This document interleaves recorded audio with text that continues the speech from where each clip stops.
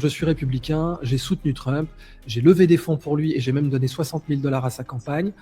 Trump a menti. Bienvenue sur Mise au point.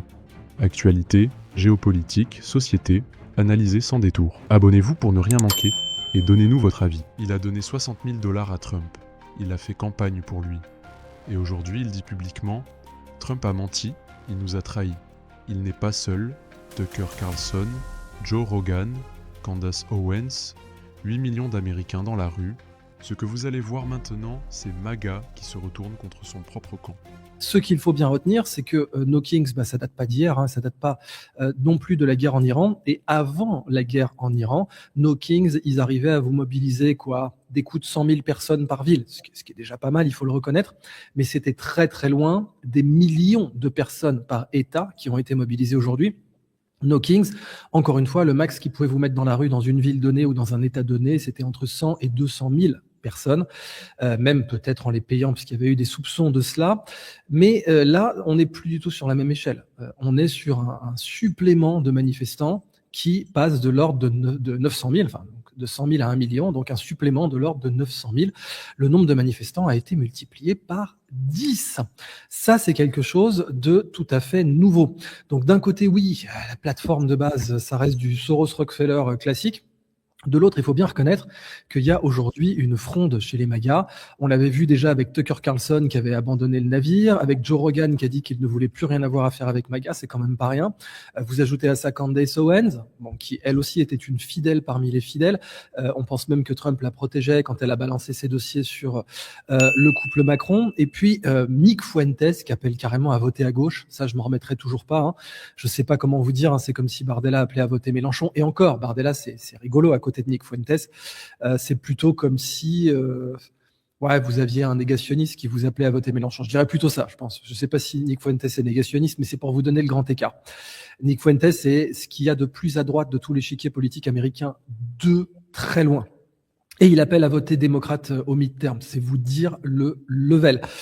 Ben voilà, on va faire le point ce soir avec Béatrice qui va nous accompagner pendant tout ce direct. On aura un invité spécial dans une demi-heure qui va rester une demi-heure. Félix Marcard qui connaît très très bien Davos, qui en est même un ancien spécialiste et qui a tout plaqué. Quelqu'un de remarquable avec qui j'ai eu la chance de travailler notamment aux États-Unis. Pourquoi ces deux invités? Bien sûr, Béatrice comme invité d'honneur parce qu'ils sont américains tous les deux. Et ils ont tous les deux la double nationalité et donc ont voté aux élections, ce qui fait que pour analyser la politique américaine, ils sont pertinent. Merci en tout cas d'être aussi nombreux à vous connecter ce soir. Et Béatrice, merci à toi. Merci beaucoup Idriss. Alors, tu as dit plein de choses en introduction. Déjà, je voudrais dire sur Nick Fuentes, qui est effectivement extrêmement à droite, de la vraie droite extrême, comme on n'a même pas en France. Le mec est carrément néo-nazi. Je voudrais juste dire qu'il y a des soupçons quand même. Il y a eu des rumeurs par moment, comme quoi, en fait, c'était un agent pour décrédibiliser. Alors, on rentre dans des théories qui peuvent être complotistes entre guillemets ou farfelues, mais tu vois, je ne savais pas qu'il avait appelé à voter pour les démocrates, mais quelque part, ça pourrait apporter de l'eau au moulin aux gens qui pensaient que c'était soit un agent de la CIA ou quoi, qui essayait de faire la fenêtre d'Overton pour décrédibiliser et détourner certaines personnes conservatrices. Maintenant, oui, il y a un terreau, effectivement, comme tu l'as dit. C'est une chose d'être sponsorisé et financé indirectement par Soros parce que en fait il y a une organisation une association qui s'appelle Indivisible qui à qui par exemple en 2023 Open Society a donné 3 millions de dollars et qui organise ces manifestations. Mais c'est une chose de les financer indirectement, ça oui. Il faut tout dire en fait des deux côtés, mais d'un autre côté, comme tu l'as dit, d'habitude, ça ne met pas autant de gens dans la rue. Là, il y a vraiment un terreau fertile et c'est pas alors c'est en grande partie sur la guerre en Iran, mais pas que. Il y a aussi la problématique ICE sur la lutte contre l'immigration. On avait vu qu'il y avait eu 2 morts, 2 civils qui s'étaient interposés, qui avaient été tués, etc. Donc ça faisait polémique. Et d'ailleurs, Trump lui-même était revenu un petit peu en arrière en disant bon, il faut calmer les choses, il faut changer un petit peu de stratégie avec ICE. Il faut évidemment conserver ICE, mais il faut changer de stratégie. Et en ce moment, il me semble, ils sont en train de voter le nouveau budget pour ICE et je crois que les démocrates essayaient un petit peu de bloquer. Donc il y a tout ça qui est mis ensemble, mais effectivement la guerre en Iran, ça a généré un immense terreau fertile parce qu'il faut rappeler aux gens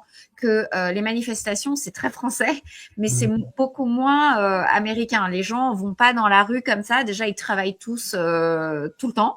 Ils ont pas le temps d'aller de manifester comme nous ce qu'on fait tous les jours. Il y a une manifestation à Paris, mais aux États-Unis c'est pas culturellement comme ça. Donc pour qu'il y ait 7 à 8 millions de gens, ils savent pas exactement combien, mais en tout cas c'est dans ces eaux-là, 7 à 8 millions de gens dans les rues, c'est historique. C'est la plus grande manifestation, il me semble, jamais qui soit jamais arrivée aux États-Unis. C'est absolument gigantesque.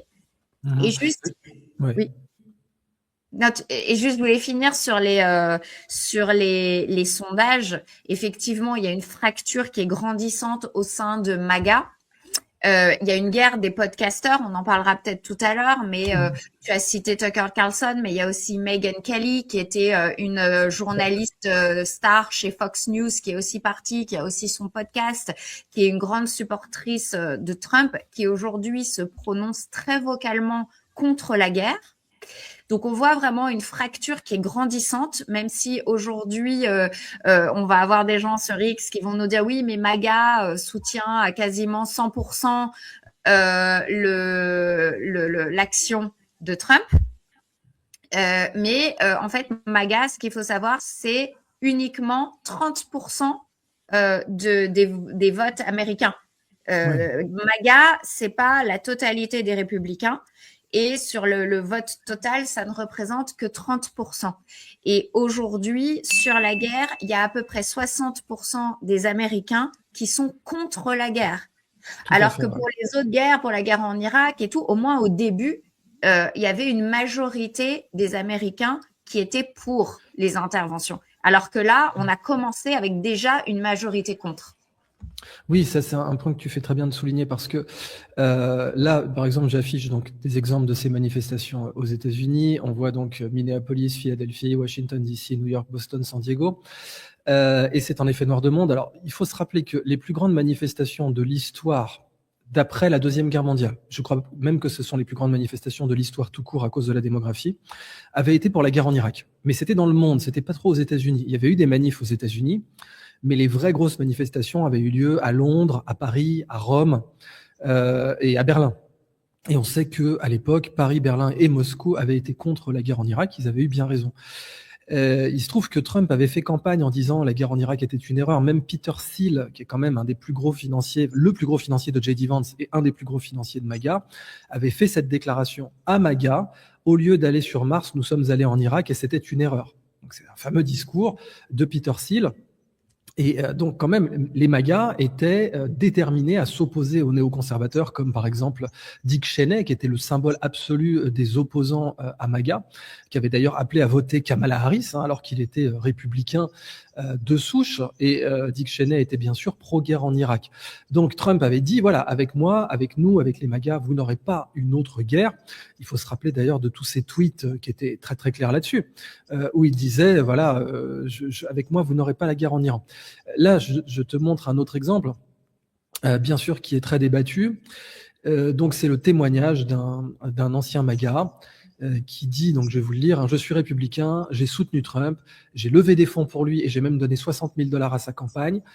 Trump a menti, il nous a baisé, rug pull, ça veut dire retirer le tapis sous vos pieds, c'est ce qu'on fait quand on vend par exemple une fausse crypto. Alors c'est un terme qu'il utilise parce que Trump et Melania ont vendu des cryptos bidons en rug pullant leur propre leur propre base électorale, ce qui est quand même assez sadique.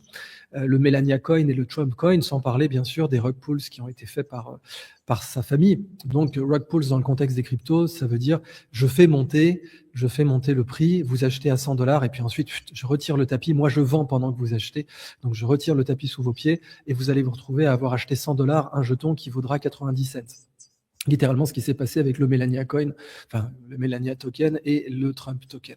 Je n'ai pas voté pour Lindsey Graham, qui est l'opposant absolu à Trump, et Lindsey Graham qui est totalement pour la guerre. Lindsey Graham, dont on le soupçonne de recevoir du chantage sur son homosexualité aux États-Unis, raison pour laquelle il serait pour la guerre. En tout cas, c'est ce que certains journalistes ont déclaré.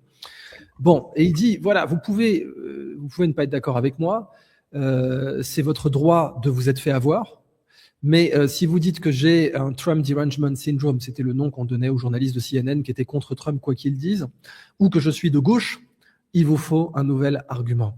Il y a des millions de conservateurs qui sont aujourd'hui,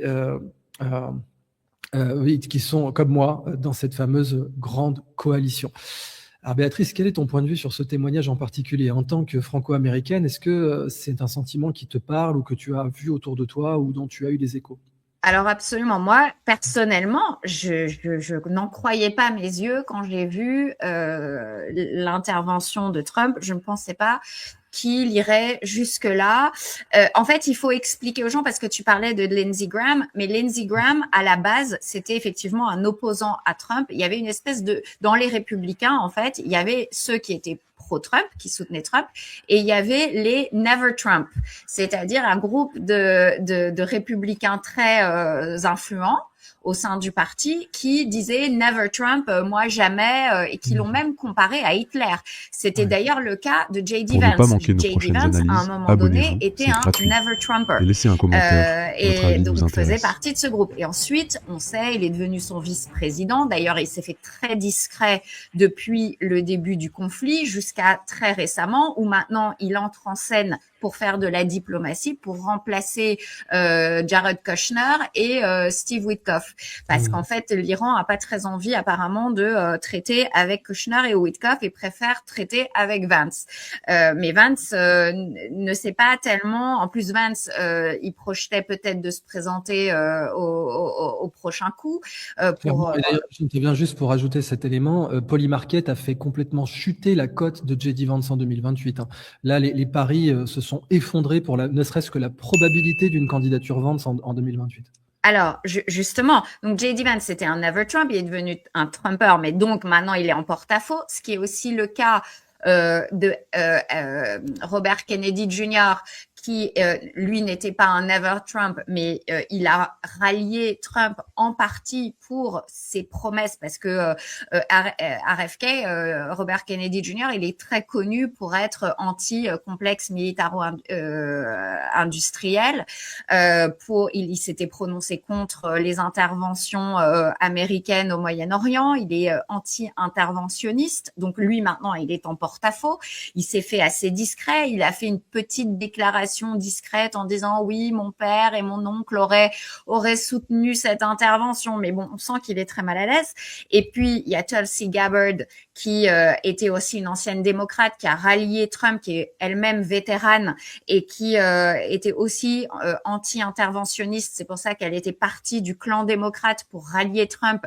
Elle aussi, maintenant, elle est en porte-à-faux, surtout qu'elle avait présenté un rapport il y a quelques mois, je sais plus exactement quand, qui disait qu'il y avait pas tellement de risques nucléaires, etc. Donc en fait, elle a été contredite et du coup, elle aussi se retrouve en porte-à-faux. Joe Kent, qu'on a vu, qui vient de démissionner, qui était le chef de l'antiterrorisme, qui a démissionné, il travaillait sous Tulsi Gabbard. Donc en fait, tout le monde est un petit peu pris de court et totalement en porte-à-faux. On a aussi vu des soutiens à Trump qui ont déjà démissionné sur l'affaire Epstein, comme Marjorie Taylor Greene, qui était au Congrès et qui n'a pas supporté en fait que Trump fasse un revirement sur l'affaire Epstein. Jeffrey Epstein. Ensuite, il y a Carrie Prejean qui était la commissaire de la liberté de religieuse donc qui avait été nommée par Trump, qui elle aussi s'est faite virer parce qu'elle a dit quelque chose elle s'est prononcée contre la guerre et bon, bref, il y a beaucoup de gens qui sont partis et il y a eu une inversion.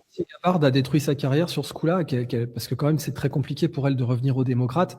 Et là, on va voir. En fait, il y a des rumeurs comme quoi elle démissionnerait bientôt, mais pour l'instant, elle n'a pas démissionné. Donc, on va voir comment elle va naviguer. Ces rumeurs. Donald Trump a dû faire des déclarations, laissant entendre qu'il n'y avait aucun risque de démission. Et ça, alors là, j'ai l'impression que ce qu'ils sont en train de faire pour essayer de sauver un peu tout le monde, c'est ils sont en train de dire qu'elle va émettre un nouveau rapport qui va aussi statuer sur les risques réactualisés en fait du nucléaire en Iran pour aider Trump à prendre ses décisions, soit sur l'intervention des troupes troops on the ground. Concrètement. En gros, elle retournerait sa veste, quoi, concrètement. Bah, non, ça lui perd. On sait pas encore. Il vaut mieux pas. Moi, je veux pas du tout me positionner dans la prédiction parce que tout change tous les jours. On souffle le chaud et le froid tout le temps. On sait pas ce qui est vrai. Et donc, au final, voilà, il vaut mieux dire ce qui est vrai à ce jour, maintenant, à cette heure. Et voilà. Et donc, tous ceux qui étaient les Never Trumpers d'avant sont maintenant, parce que en fait c'est des néocons et qui sont pro-guerre, maintenant ils sont devenus les plus grands soutiens de Trump, dont Lindsey Graham dont tu parlais tout à l'heure. Et il n'y a pas que lui, il y a Marco Rubio, il y a qui est Secretary of State, il y a Ted Cruz qui avait fait un buzz parce qu'il était venu chez Tucker Carlson en disant que en tant que chrétien, il soutenait pas parce que c'était avant la guerre, mais qui soutenait inconditionnellement Israël parce que c'était écrit dans les textes religieux. Oui, c'est devenu tout un sujet. Tucker Carlson a fait un énorme débat avec comment il s'appelle, Ted Cruz, là-dessus, en lui disant mais attendez, est-ce que l'Israël qui est mentionné dans l'Ancien Testament c'est le même que celui d'après 1848? Ça avait été un énorme clash aux États-Unis. On voit bien que ça nous échappe en France. Ça nous échappe et en fait, on comprend que nous, on est un pays laïque et qu'en fait, ces questions religieuses ne sont débattues que lorsqu'on parle de terrorisme islamique ou des choses comme ça. Alors que là-bas, finalement, la religion prend beaucoup plus de place dans les débats même politiques. Et on voit que certains, Ted Cruz, c'est un républicain très influent et il intègre le fait religieux en fait dans son positionnement politique, ce que nous chez nous on n'a pas du tout. Mais et il fait ça pour sa base surtout parce que c'est sa base qui attend ça quoi concrètement. C'est pour les évangélistes en fait qui eux attendent le retour de leur Messie et donc il y a tout un donc on est vraiment dans une confusion des genres qui est compliquée à comprendre de notre point de vue parce que bon, on est quand même dans un pays très laïcisé, parfois qui lutte même contre les crèches dans les mairies jusqu'à l'absurde. Tu as des amendes, oui, c'est vrai qu'on a du mal à comprendre ça parce que tu as des amendes quand tu mets des crèches municipales en France et aux États-Unis, tu as Exet qui fait une prière où il dit Dieu Tout-Puissant, brisez les dents des mécréants et tu as le pape derrière qui répond à cette prière en disant n'invoquez pas Jésus-Christ dans vos guerres. Donc c'est un truc complètement déjanté. Pour ne pas manquer nos prochaines analyses, abonnez-vous, c'est gratuit. Et laissez un commentaire, votre avis nous intéresse.